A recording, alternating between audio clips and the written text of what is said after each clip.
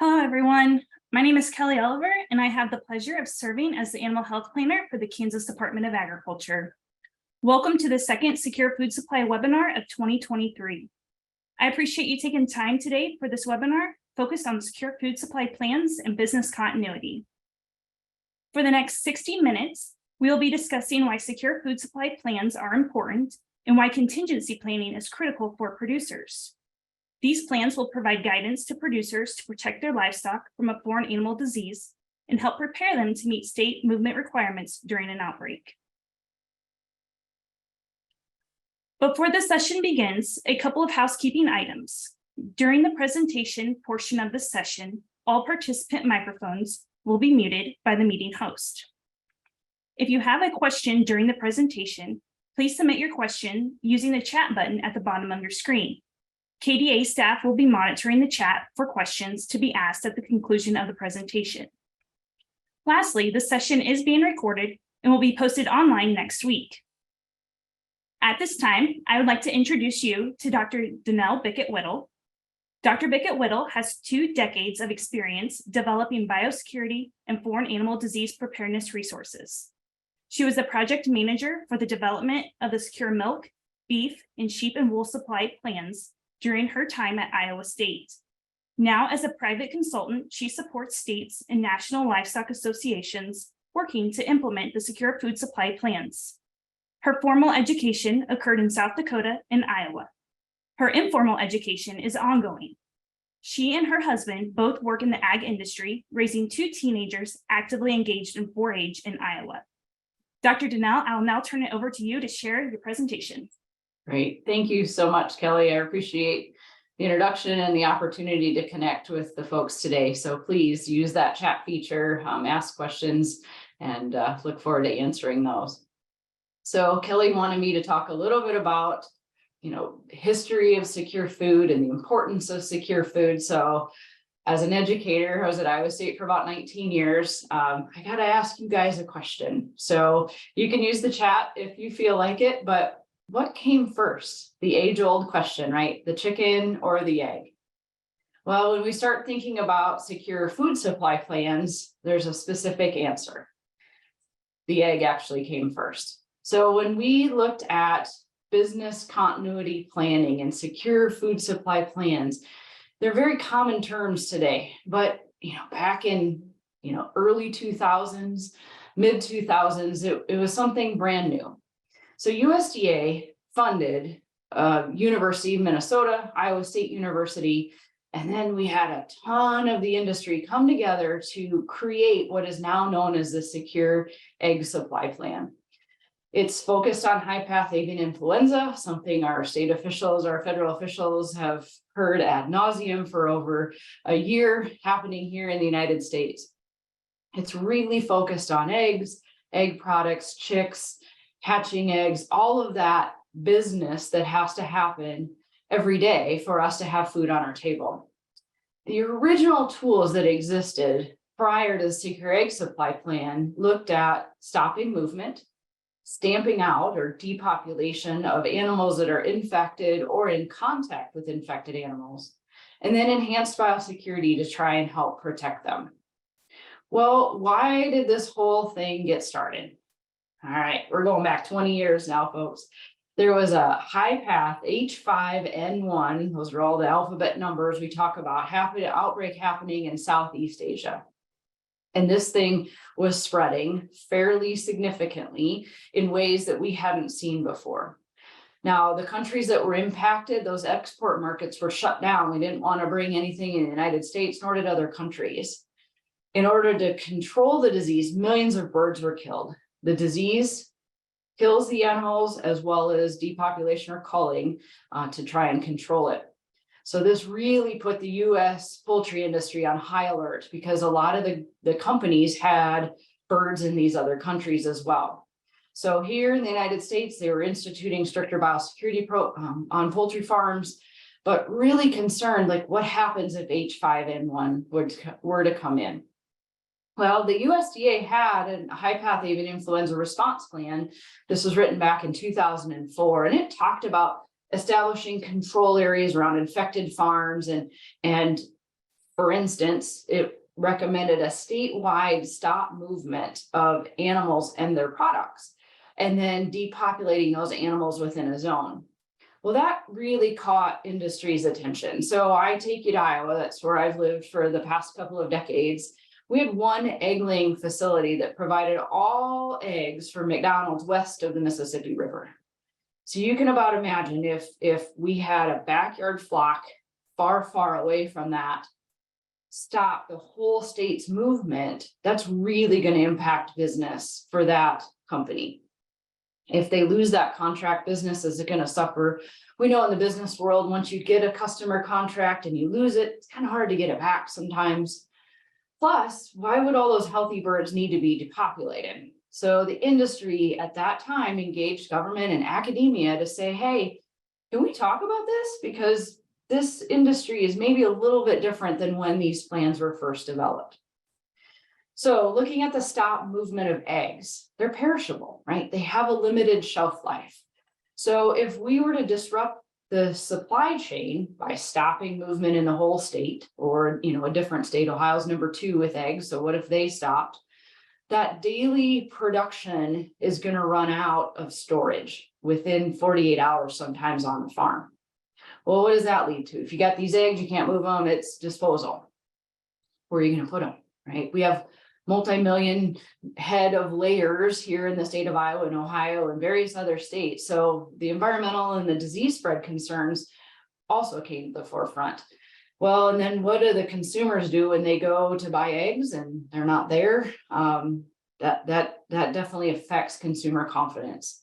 So all of this information and situation really contributed to the first development of business continuity plans. So eggs, again, what came first, the chicken or the eggs? The eggs did when it comes to business continuity planning. So these secure food supply plans have been in development since USDA first funded Secure Egg back in 2007, with the goal of being able to move animals and their products from a premises that has no evidence of infection. Right? We don't want to move any animals we know are infected. We get that. But what about all those animals that are caught in a movement control area? How do we help them move? So you can see the various different years listed on the slide. So we really focused on high-path avian influenza for these 3 commodities: eggs, turkeys, broilers. Now, all over time, a lot more information has developed around these risk assessments. How do you move safely? We've got various different components that we keep finding out more different products have to move off of these different types of facilities. So again, ongoing, the end parentheses of 2017 for all of these was just when USDA stopped funding the academic institutions to specifically develop. Now, in recent years, a lot more has gone on in with both USDA funding and industry funding to continue to do risk assessments and continue to broaden this. But this is really what got this conversation started, because we had perishable products in eggs. So this overarching is what we refer to as secure poultry supply. Well, we got to put it to the test. So 2014, 2015, we had an outbreak in the United States where high-path avian influenza was introduced through wild bird migratory pathways. We're at risk of that. In that outbreak, we had 21 states and 232 premises that were impacted by an infection on their birds. It led to a depopulation of over 50 million birds. With high-path avian influenza, that disease kills birds. So the depopulation is done, 1, out of humane reasons, and 2, to try and control the disease spread. So you can see how many chickens and turkeys were depopulated. Up until the end of 2015, this was kind of the largest animal health disease outbreak financially and numbers of animals. So you can see the map there of where that distribution was. Well, I talked about secure egg supply plan. So it was really put to the test and it worked. So the updated USDA high-path avian influenza response plan talked about, instead of making whole states control areas, let's focus around the infected premises. So there's guidance in there. And anybody that was caught within that control area circle would be kind of quarantined. They can't move unless they've got a movement permit that says, I'm doing all the things I can to try and decrease the spread of disease. So put that to the test. States were very actively looking at how do we continue business for our farms that are in that control area but not infected, so have no evidence of disease. Lots of tools exist for high path avian influenza. Diagnostic tools is a great one. We get pretty good confidence in the fact that we can test dead birds and know what their risk is of spreading disease. So great information exists for high path avian influenza diagnostic testing and decision making. So how did permitted movements and business continuity work? Well, producers got to move their eggs, they got to move birds. Their birds lived, they didn't have to depopulate them, and that allowed them to continue business if they were not infected. How did it impact consumers? Well, they had safe eggs because we were testing high path avian influenza has the risk of being zoonotic, meaning that people could potentially get it. Now, there's not documented cases of people getting it from an egg, but out of an abundance of caution, making sure that we're not moving disease to animals or putting things maybe at risk into the population of human consumers, all that diagnostic testing helps contribute to food safety. The environment, when we weren't depopulating millions of birds or large volumes of eggs, then the environment did not have to deal with that. We did have disinfectants that needed to be disposed of, and when we dealt with infected farms, certainly those are all still environmental concerns, but we didn't have to depopulate an entire region or large area. So all of these things showed us that business continuity planning and the preparedness planning that producers did, working together with the states, you can have business in the midst of an outbreak. All right, let's fast forward from 2015 to 2022. This is a map that shows, this is as of February 21st of this year, so about a month ago. This shows you the widespread outbreak we're dealing with now in the United States. So we talked about 21 states before. We're in all of the contiguous states right now here in the US. So this outbreak is ongoing. It's in the wild bird population.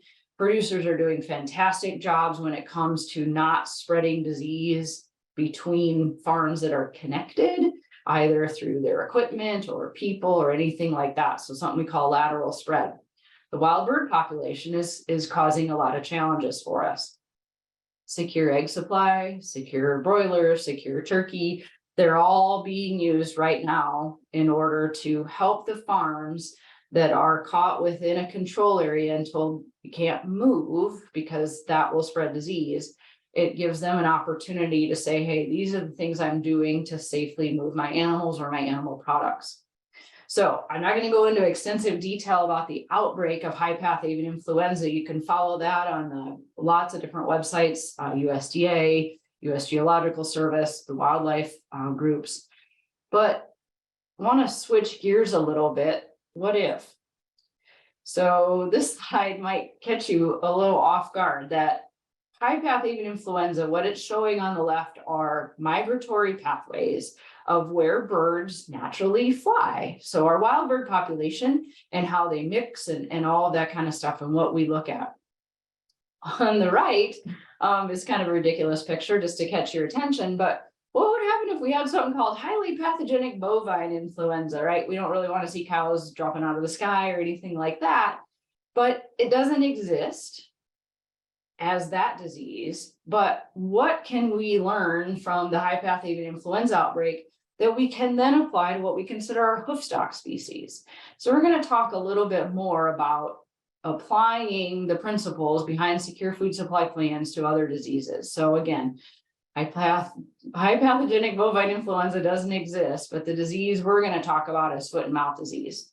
So it's a very contagious viral disease of animals, anything with a cloven hoof, cattle, pigs, sheep, goats, cervids. It causes blisters between the toes. It causes them in the mouth. So that's where it gets its disease. Unlike high path avian influenza that has the ability to kill birds, this disease does not typically cause death in adults. It can in young stock, but it causes a lot of sickness because, as you can imagine, if you have blisters in your mouth and on your feet, it's going to be hard to walk, going to be hard to eat. Production is going to change. Also different than high path avian influenza is foot and mouth disease is not a public health or a food safety concern. And we haven't had this disease since 1929. We're going on almost 100 years. But it is the world trade limiting disease. It occurs in more than 2/3 of the countries of the world. Some countries have never gotten rid of it. We haven't had it since 1929. So our livestock industry is not super aware of what this thing might look like. But FMD can look like a lot of other things that we might see in our animals. So again, awareness of what it is, and just being alert.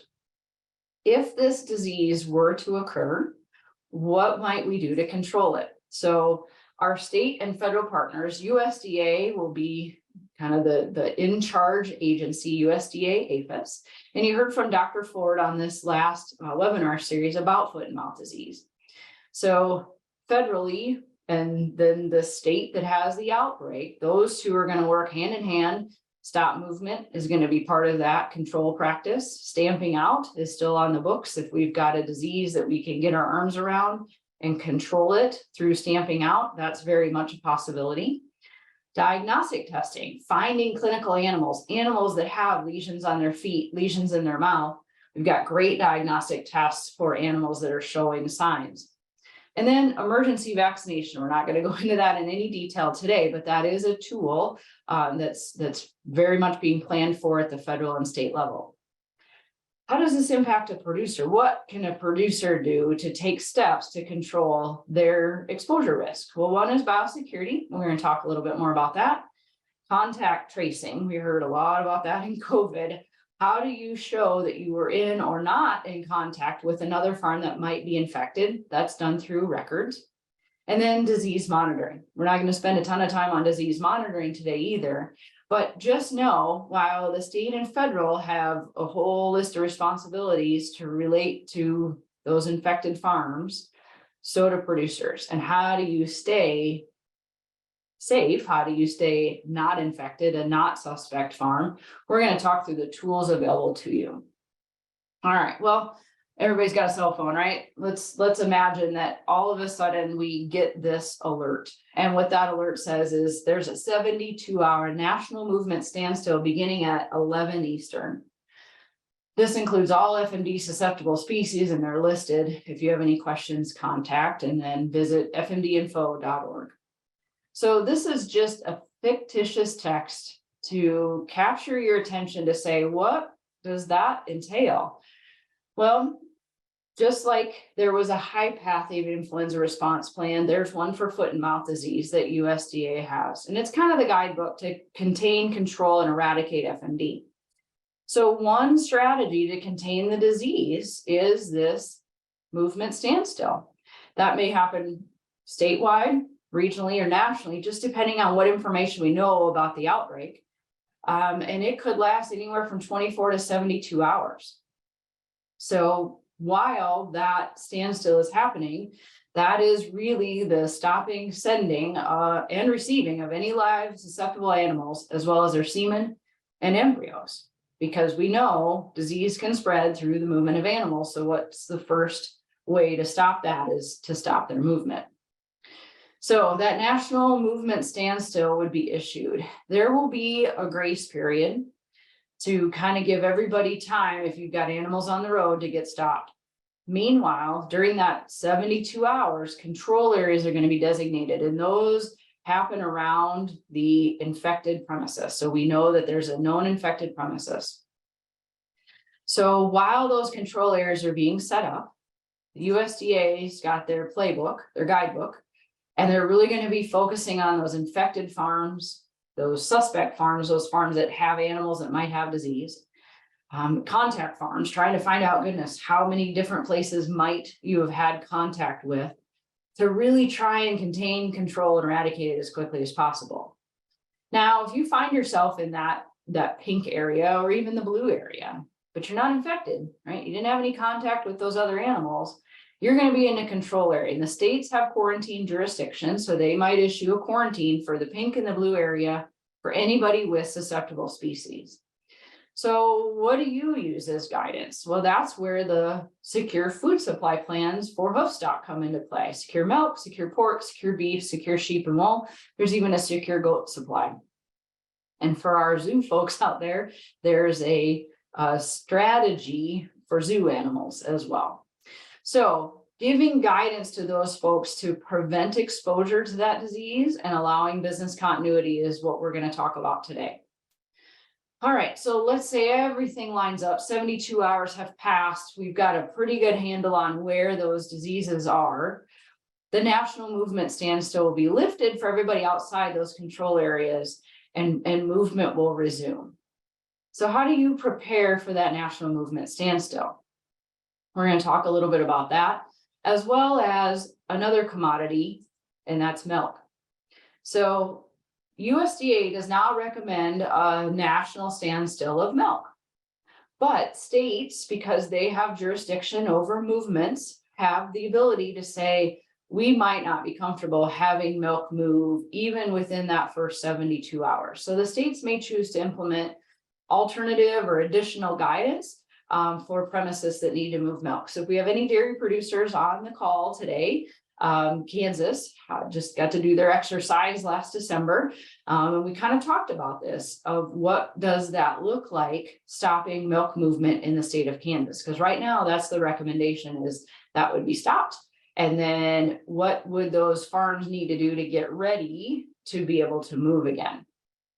Well, they're going to need a permit. We're going to talk a little bit about why those are needed. Well, permits function as a couple of things. One, it's traceability. Our trade partners are going to shut down trade, and they're going to want to know, what have you done to control this disease? Because we're going to want to reopen trade, right? That's part of our economic viability here in the United States.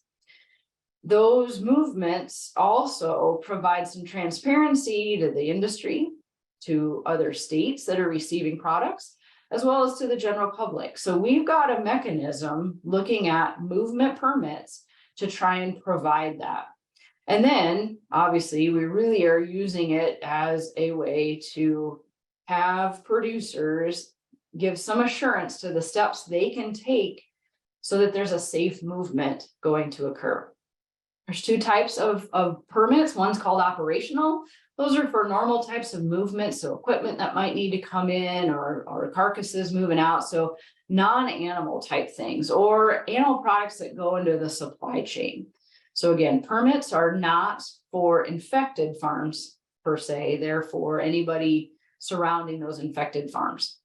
Then we have something called continuity of business permit, and that's really what we're going to focus on is we need to move animals or their products into supply chains, so into the marketplace, maybe to another production facility or to slaughter, or in the case of milk, to a processing plant. And there's defined criteria that need to be met. All of these permits are issued based on the risk. I mentioned, all of the risk assessments that had been done or are being done on the poultry side. University of Minnesota, USDA Centers for Epidemiology and Animal Health are all conducting risk assessments. There's some done on the FMD side, not as many. Again, we haven't had this disease in almost 100 years, but just know movement is based on risk. So where can I find guidance on those continuity of business permits? This is where the secure food supply plans come into play. So milk, pork, beef, and wool. This is kind of actually listed in order of how they were created. So milk, we talked about what came first, chicken or egg, and it was egg back in 2007. Shortly thereafter, we said, there's another very perishable product out there, and that's milk. We can't really hold that for too long on farm. Again, limited capacity. It's a just-in-time movement. So really, secure milk supply got kicked off about 2008 and started that whole process of working with industry, states, federal, and academic partners. 2009, pork came along and said, wait a second, we need to move piglets into the system pretty quickly from some of our production facilities. And so what does it look like for us? They also have a couple other diseases that they deal with besides FMD, African swine fever, happening in other parts of the world that make us a little nervous here, and then classical swine fever. So secure pork is a little broader than the others you see. Secure beef came along. One of the first focus was moving feedlot cattle to market, because again, that's maybe a limiting factor. We can't get our cattle too big. Contracts happen, all of that on the beef side. And then it expanded into the cow-calf and the stocker sector. And then sheep and wool came along to look at some nuances. Sheep don't show clinical signs as well as cattle and pigs do. So we've got some definite unique things in each one of these plans, but there's a lot of similarities, and we're going to talk about those next. So if you were to pick up any of these documents, they're anywhere from 7 to 10 pages in length. You will find all of these same topics, and anything in a bracket changes based on the actual commodity. So the guidelines, we're going to talk today about preparing prior, because really that's where producers have the most control. What can you do ahead of time? And how does that contribute to contingency planning and then business continuity? And we'll talk about the movement permit guidance that exists. How did these things come about? Well, I mentioned that we've got a partnership. So industry came to the table with eggs, and then it was identified milk was another commodity we really needed to look at. And so in all of these development of the guidance, it's not policy, absolutely not, it's guidance material. You can see the leadership at the different academic centers that kind of took charge, had funding from USDA, created working groups, wrote documents, had people throw darts at them, pilot tested things, looked at what we learned, made modifications, learned from the high path outbreak in 2014 and 15, made more changes. And so really it's a collaborative effort, and the list of states that have been involved over the years are massive. Folks have really kind of connected with this material to try and implement it. And Kansas has been in partnership on secure beef and secure milk and secure pork and all of that for years. And so it's great that you guys live in a state that captures this information as a viable way to keep business happening for those farms that are restricted by movement controls. Now, we talk a lot about the producer piece of it, but we can't forget about our packers and our processors, whether that's on the milk side or the meat side. So again, I mentioned FMD is not a public health or a food safety risk. The recommendations that are in secure pork and secure beef and sheep say that animals that pass ante and postmortem inspection by FSIS are still safe and wholesome for human consumption. So just because they are in a control area, they don't have evidence of disease for FMD, keep moving them, right? Let's keep them as viable protein for our consumers. Recommendations are to process those healthy animals that are already in the facility. Again, we don't want more carcass disposal than we absolutely need. So big shout out to NAMI, North American Meat Institute, engaged years ago on kind of created a work group. And I know there's members on today's call that were a part of that from the packing industry, and really took some of the guidance that was available in secure beef, secure pork, and said, how can we help our producers also develop plans? So I really encourage you to visit the NAMI website. The foreign animal disease page has some great guidance for any of our packers that are on the call. All right, so what are some resources for preparing now? So we talked about the importance of secure food supply planning and that contingency planning. So there's a managed movement document that was created. And really what it explains is at the beginning of an outbreak, how are we gonna, quote, land the planes? The example that's given is the horrific 9/11 attacks. On September 10th, I had a plane ticket. I was ready to fly out the next morning. I was then on my dairy farm and was ready to go to a cattlemen's conference. And so we all know what happened on 9/11. The FAA within 45 minutes shut down air traffic. And they did that in an orderly fashion. They basically said, pilots, please get to your next safe destination, land, turn it off and walk out, and we'll figure out next steps. We sat still in the air traffic control for 4 days. If you'd have told me on September 10th, I would not have believed you. That same principle is what USDA and the states are looking at as a way to say, we know we move livestock all across this country, some far distances, some pasture to pasture. How do we stop disease spread? We got to stop movement for a period of time. So in that grace period, no new movements of livestock should start. But if things are already on the road, then get to your destination safely, just like we talked about with air traffic control and the pilots. Some of our packers, some of our processors, right, they're going to be in receipt of animals, but if there's nothing new coming, they might be sitting idle. Our auction markets might not receive anything for a period of time.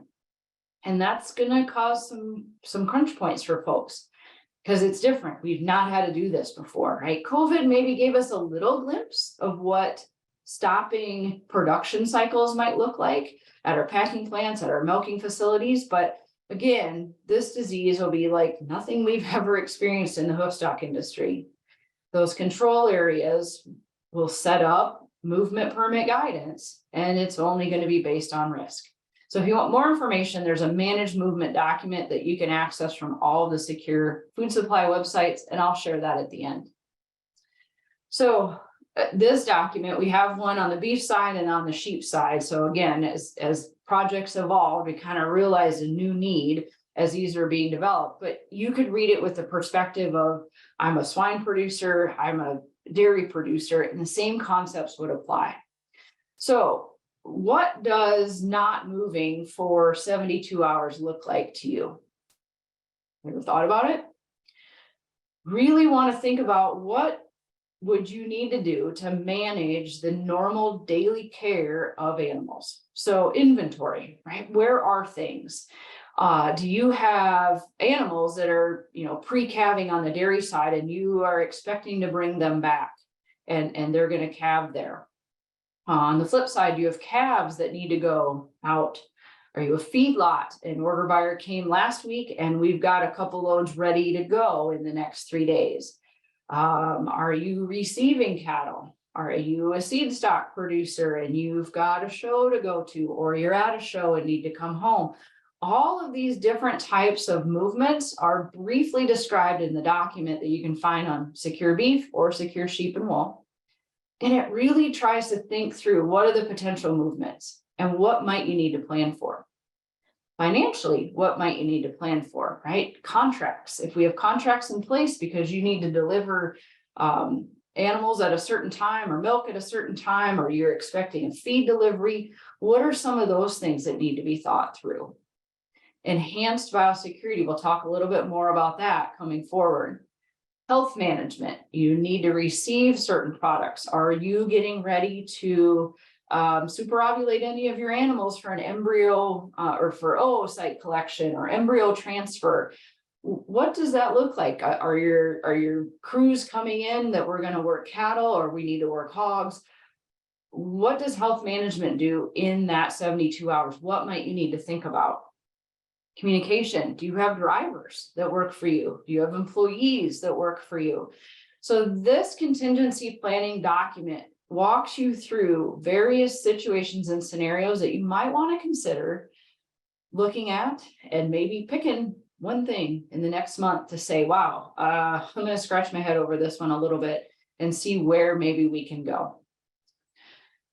When we talk about movements, we just think about, okay, I got animals leaving, I got animals coming in. What might be some of the challenges, that I have to plan for? But what are the other movements? Are you expecting a fuel delivery, a propane delivery? Do you normally have rendering come? What does that look like? These documents, and I show one that the National Cattlemen's Beef Association through Beef Quality Assurance has taken what was created for Secure Beef, modified it a little bit that it can be used on a daily basis, not necessarily just in an outbreak situation. Showing the one on sheep and wool, but we have it for dairy, we have it for pigs, all kinds of resources there. It really wants you to work on or work through those movements and contingency plan for them. Now, Dr. Tom Portillo, he's a feedlot veterinarian, and he said, in a meeting, what would you do or what would you advise some of your clients, Tom, if this thing were to hit? And he's like, we're going to focus immediately on minimizing losses. right? If we're not able to move feeder cattle for a period of time, we got to look at inputs, right? Do we need to keep feeding at the average daily gain that we had? Or because export markets are not available, do we need to safely move that ruminant diet in a way that isn't going to have our input costs be so expensive? Again, looking at your business from that lens helps you look at a way for that disaster planning event. So again, visit the websites and I'll share those at the end. Okay, 72 hours. We've gotten past that 72 hours. You find yourself in that control area. Where do you get guidance on how to move? Well, these secure food supply plans, so again, beef, milk, sheep, and pigs all have this guidance in there. And we're going to walk through a few of these today. So this is to move the live animal, their semen or embryos. For wool, wool is at risk of being FMD contaminated and could potentially spread it. So there's a separate guidance document on that. But really what this talks about is traceability information. So we want to know, where are you starting from? Where are you going to? Biosecurity measures listed in the checklist, and we'll show those, are acceptable and in place to our regulatory officials. Because biosecurity is there to say, hey, I'm doing everything I can to make sure I'm not putting my neighbors at risk or the receiver of my animals or products at risk. Trace back and trace forward information is acceptable, meaning that you're not an infected, suspect, or in contact with an infected or suspect farm. As every business deal goes, right, you need to make sure you still have a buyer or a receiver of your animals or their products. So that conversation has to happen long before you ask for a permit from the state. So making sure that they're still willing to accept those animals or their products. And then, because we don't want to move disease, we want to have some assurance that we have no evidence of disease on our farm and with the animals or products we need to move.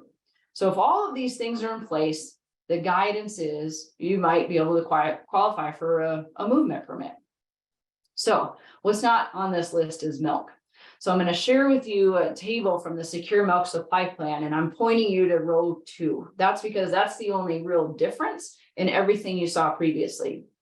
So we focused a lot on that raw milk movement to market and what we might need to mitigate to make sure we're not spreading disease. If you have a farm milk truck that goes farm to farm, right, that could pose a risk.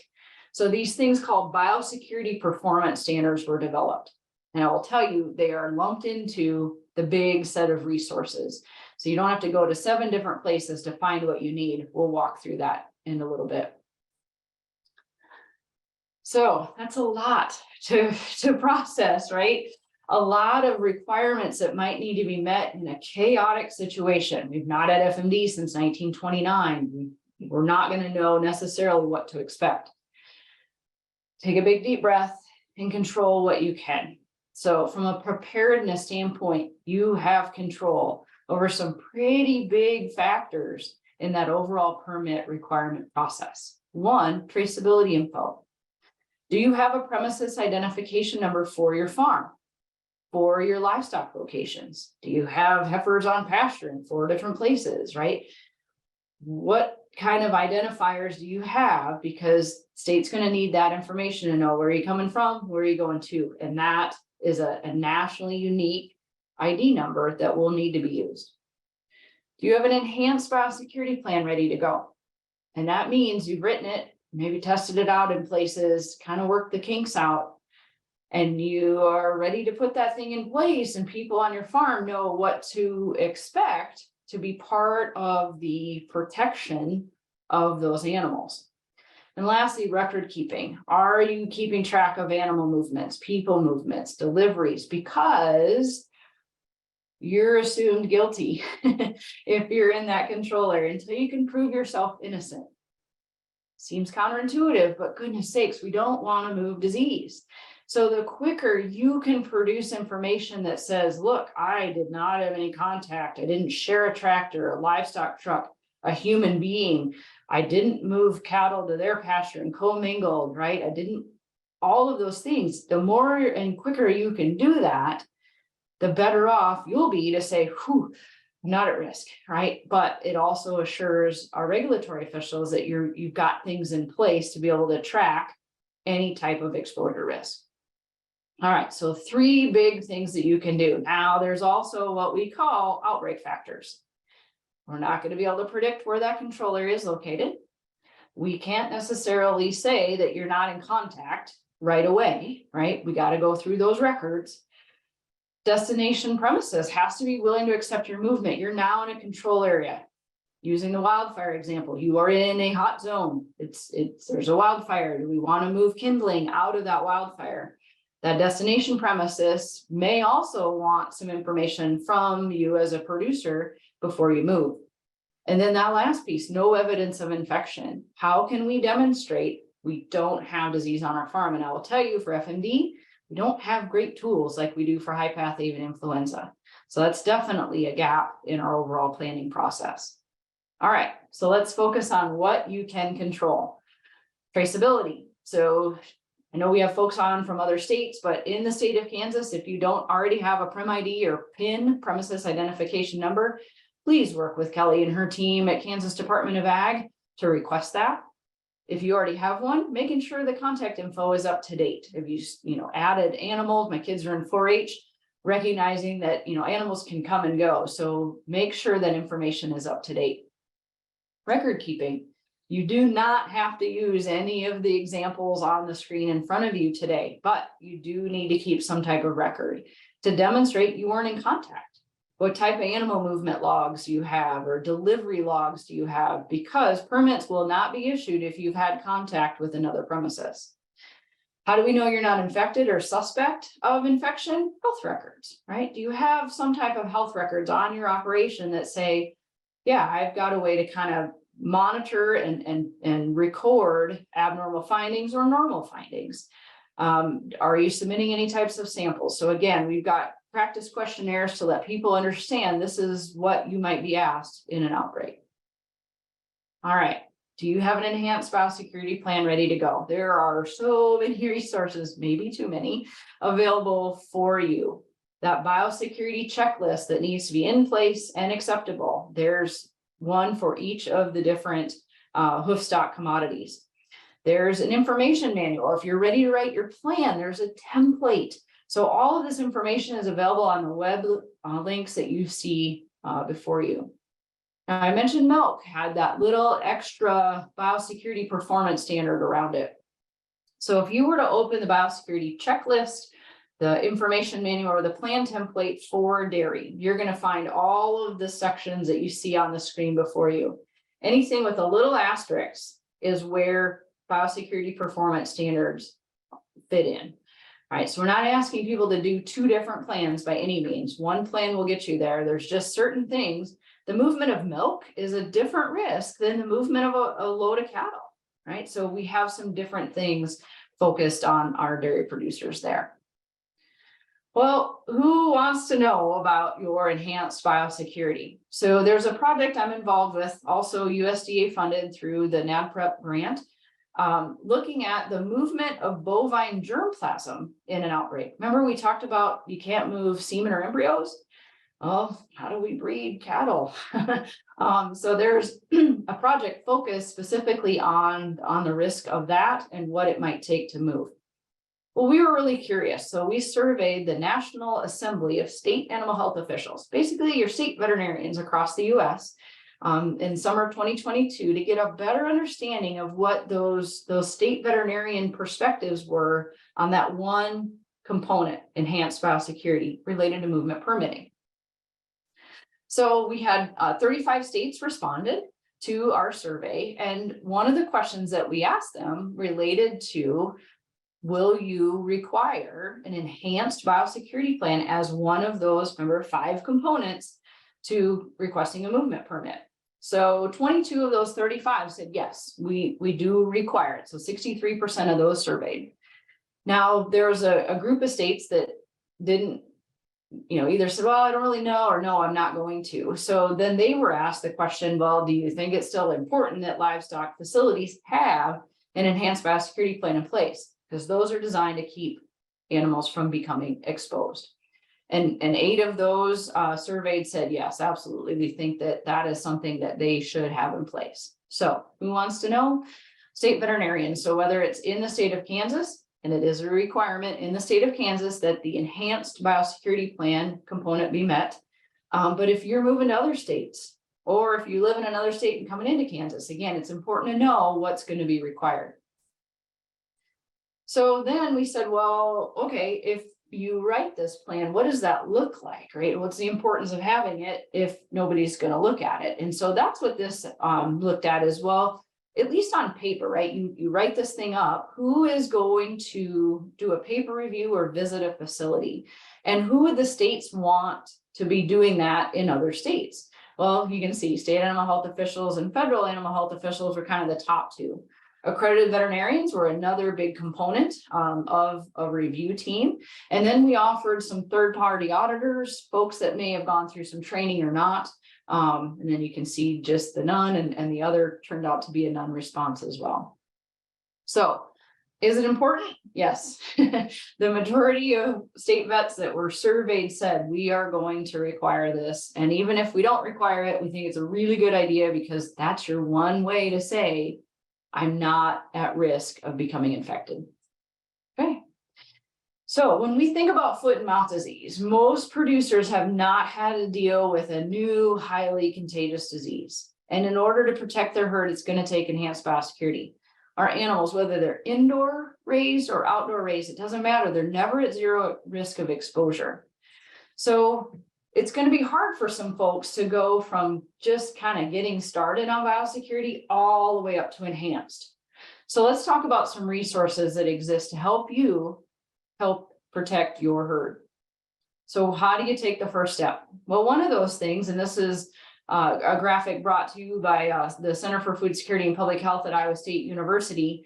And we looked at, well, let's simplify it. What movements could bring disease? Well, animals, their products, people, and deliveries. And then this weird little one called removals. What do you mean by removals? Well, if you have somebody that's going farm to farm to farm to pick up, dead animals or feed or milk or calves, right? That's a removal from your operation. They may introduce something as well on their vehicle if biosecurity is not followed.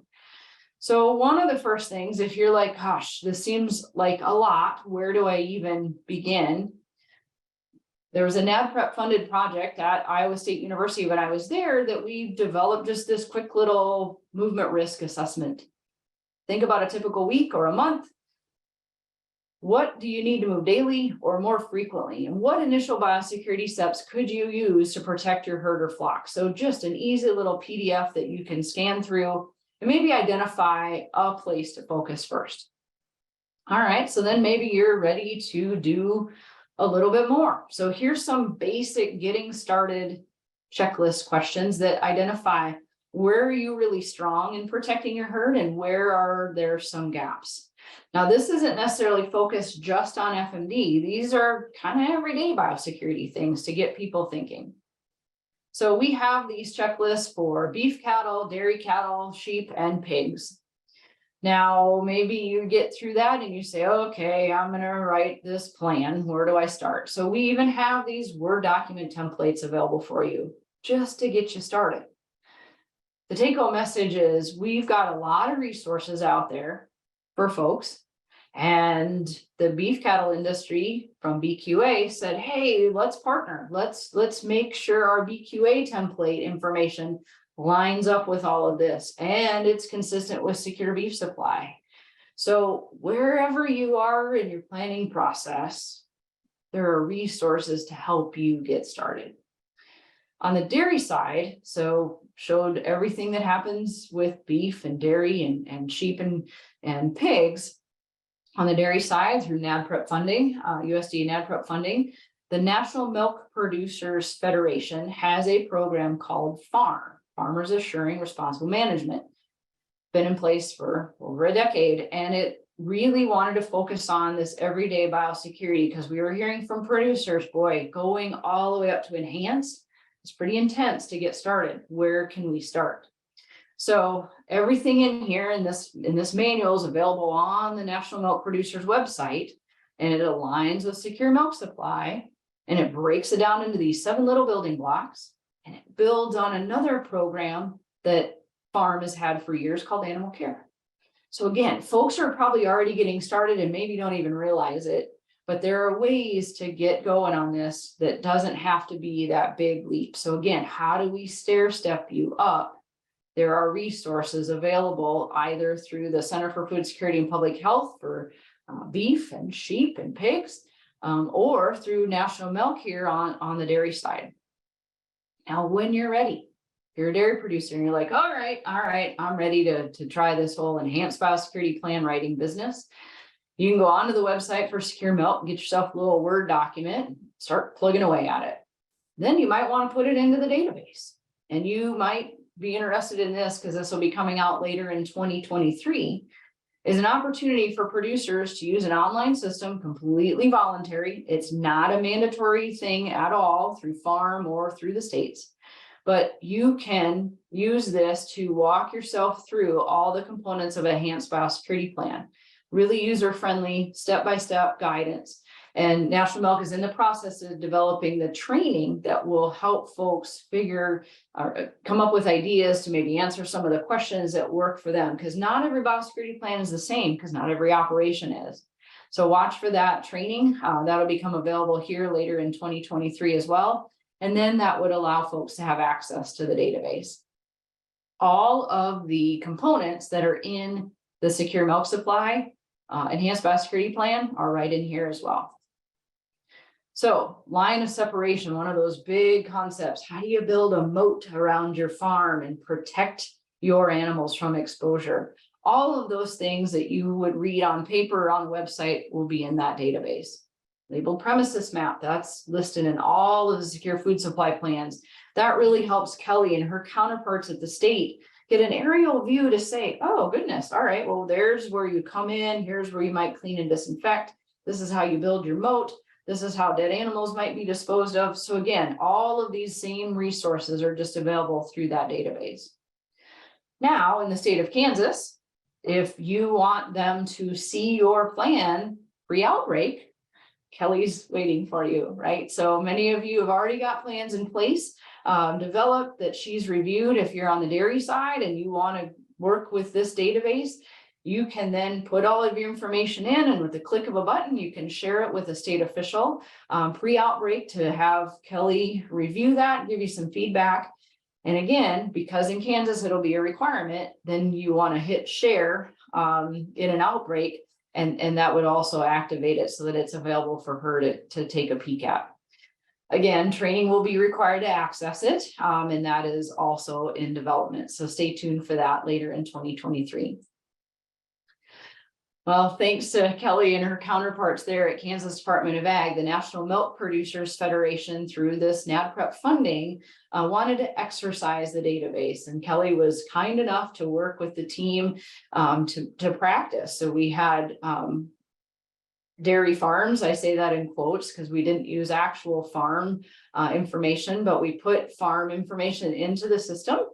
Some Kelly was aware of ahead of time, some she only saw the day of the outbreak.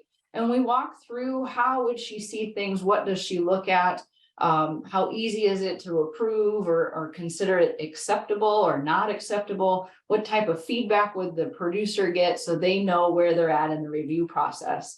So overall, it was a success. We were able to identify some kinks, as was the goal, to try and improve that. And the database team with National Milk is making those changes already. So stay tuned for that coming forward. Well, what is the overall importance of secure food supply planning? Building resiliency. What can you do today? Right? We talked about preparedness. Getting that premises ID, keeping some records on movement so you're not scratching your head wondering 14 days ago, goodness sakes, what did we have delivered or what left? And that enhanced biosecurity plan, getting it ready to go and folks on your farm aware of it. All of those things are going to help build resiliency, not only for your individual operation, but for your industry. Those secure food supply plans are there to provide the framework. Industry, states, federal animal health officials, that's really where it comes down to the state level to say, what are the expectations? So Kansas has been very forthcoming with what their expectations are. Other states, I can show you a map of who's working on what, and there's a lot happening, not only in the poultry sector, but on the swine side, and the beef cattle side, milk side, and the sheep side. So know that your state animal health officials have this information. They may be at different stages of development, but reach out to them if you want to learn more about what those expectations. Movements, what might actually stop? Do you need to stop movement between pastures that share a fence? Or is it only things that are going to be on a public roadway? What are the permitting capabilities? So in that first 72 hours, we're not moving livestock, but Kansas wants to move milk. So what does that look like for you as a Kansas dairy producer? What about pre-outbreak versus the in-outbreak requirements? What do you want to know about disease monitoring, record keeping, et cetera? Overall goal of all the secure food supply plannings and everything related to permit guidance and biosecurity and disease monitoring are there to increase a producer's likelihood of business continuity. So again, all kinds of resources there. You can visit Secure Pork, Secure Beef, Secure Milk, Secure Sheep and Wool, and you will find all of the information I just shared with you plus more. And I will point you up in the upper right-hand corner of any of the websites is a search tool. Click on it. I do it myself, and I helped create the resources and helped create the websites for this back when I was at Iowa State. And so there's a lot there, and check it. If you're like, gosh, I wonder if, check it. And then if there's not something there, that's also important feedback as well. Information you could share with me, you could share with Kelly, or anybody that you might work with that's part of the secure food supply development team or implementation team. So again, visit those websites, check out the resources. Those contingency planning documents are all there to help you plan for your future business. All right, so I wanted to leave plenty of time for questions and discussion. My contact information is up there, dbw@preventalytics.com. Standing there is your statue of biosecurity, one of my very favorite topics. So, all right, Kelly, I will turn it to you. Perfect. And I'm having some camera issues, but I do have some questions that came in through the chat for you. Great. If I have a secure food supply plan, am I guaranteed to move my livestock during an outbreak? Excellent question. So a secure food supply plan is big, right? A secure food supply plan means that you've got traceability information, you've got animal movement records, you've got a destination that's willing to accept your animals, you've got a biosecurity plan that's in place and acceptable to a regulatory official, and you've got a way to demonstrate you don't have any evidence of disease. So all 5 of those things from a recommendation standpoint say, yeah, you'd be eligible, but there's no guarantees in life, right? What is it? Guarantees is death and taxes. The virus, just like HPAI, the virus did not read the book in 2014. It acted differently, and it's acting even differently in 2022. So FMD virus is not going to read the book. But I will tell you, if you've got these things in place, number one, if you've got enhanced biosecurity in place, you have less chance of your animals becoming infected in the first place, which automatically moves you to a different category that says you are permit eligible if you can meet some additional requirements. So again, the business side of it, the destination premises, they may decide, wow, we're just not really willing to take that risk right now. State might think you've got everything in line, but that business piece of it. So the guarantee is never there, but I'm always going to try and tip the scales in my favor whenever I can to try and give myself an opportunity to be successful and prepare in the ways that I can ahead of time. And this question came in early on. So when you were talking about High Path in 2015, yep. Were there any issues with permitting across state lines? Yeah, great question. So the High Path in 2014 was the first time we ever real life exercise secure egg and turkey and broiler, but mostly egg. So it was new for folks, and I could take a survey. Everybody, how many of you guys every day, get in your car or your truck and buckle your seatbelt, right? We all have different levels of risk tolerance, just like the state officials did. So early on in an outbreak, gosh, no one wants to be maybe the first one to say, yeah, bring it on. But as the outbreak went on, people became more and more comfortable with the overall process.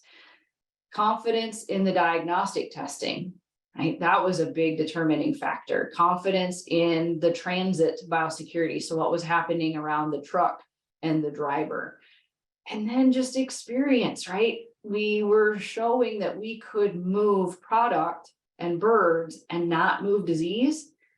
And that took a while to prove, really. So we had to have records after the fact. So the states at the beginning of an outbreak, it was a little difficult, very honest with you, but over time, things continued to move. And then when we hit 2022's outbreak, states that had experienced it were like, oh, here we go again. What does that look like? They had a little more experience, but as turnover happens, right? Some of the state officials, again, it was their first time with that. So were there issues? Yes, absolutely, because it was new. And will there be issues with FMD initially? Yes, because it will be new and we don't have all the answers right away. But the more that people can do to assure the receiver, the business entity, and the state that, boy, I'm doing everything I can to not have infected animals and to not move anything, that's going to go a long way. So long answer to a short question, but thank you. If the United States hasn't had a case of FMD since 1929, why do we need to spend time and effort preparing now? Yeah, so if I pulled up a world map, you'd find it in about 2/3 of the countries of the world, some of which have never not had it. They just live with it. And as we know, with human diseases and other animal diseases, things can move around the world. We've been very, very fortunate that we've got safeguards in place. We have import requirements to not accept certain things from high-risk countries. We have our Beagle Brigade located at our main airports that bring in international people and their goods, looking at, how do we sniff out literally disease risks that may come in. But we're not at zero risk. So the reason why USDA and the industry and academicians, state and federal partners have spent time on this is we know it's a risk. Low likelihood, super high consequence, because it will impact even the poultry industry. You're like, wait, I thought it was a hoof stock disease. Poultry eat corn. The corn market's going to be impacted because of what happens to the beef cattle industry and the swine industry. So it's going to rock our world. That's why we're spending time on it, because we've seen what other animal diseases and other human diseases can do to the fragility somewhat of our industries. So we want to make sure we're giving ourselves the opportunity to control what we can ahead of time. And one last question, what does it cost to get a secure food supply plan? Well, time and effort. So everybody has a different value of their time. But really the resources that are on the website will walk you through parts and pieces of how to get a premises ID number. I've done that as an activity in meetings before and been in a state and put up the web link and said, go and see if you can get a Prem ID number. And some of them have it before we walk out of a 1-hour meeting. So that time investments may be tinier than others. Record keeping. So you can get free record keeping forms on the secure food supply website, but what it takes is human labor. I get that, to try and keep track of what some of those movements are. Destination premises accepting, you want to have a phone call. And goodness sakes, I hope you've had that phone call before to talk about some of those what if scenarios. Exchanging business cards in the midst of a chaotic outbreak, not a good recommendation. So pick up the phone, make that call to your downline customer to say, what would it take? What would you be worried about? The biosecurity plan. Writing a biosecurity plan takes time. Implementing the entire biosecurity plan, there might be some costs involved, and that's the difference in how farms are laid out. So we have examples on the secure food supply websites. Kelly, my goodness, is a tremendous, tremendous resource for you guys there in Kansas. She's been on more farms and seen more variations and come up with ideas for folks to solve. How could I get a livestock truck in and load out safely? How could I get loads of corn in? How could I get propane delivered, right? So some of those take creativity and brainstorming, which is time. But to put a hard number on it, I can't do that for you. I will share an ounce of prevention is worth a pound of cure. And I'd sure rather have some of that figured out ahead of time in the midst of chaos, because my business, to me, my livestock is worth it, putting that time and effort in ahead of time. Great. And I'm not seeing any other questions that have came in. And I know we're just a little bit over time, but Dr. Bickett-Weddle, again, thank you for your time and expertise this afternoon. And participants, mark your calendar for the next webinar that will take place on May 24th from noon to 1 Central Time. We will have Dr. Mike Sanderson from K-State College of Vet Med share his insight on FMD risk assessments. So look for registration to come out 1st of May, and have a great afternoon.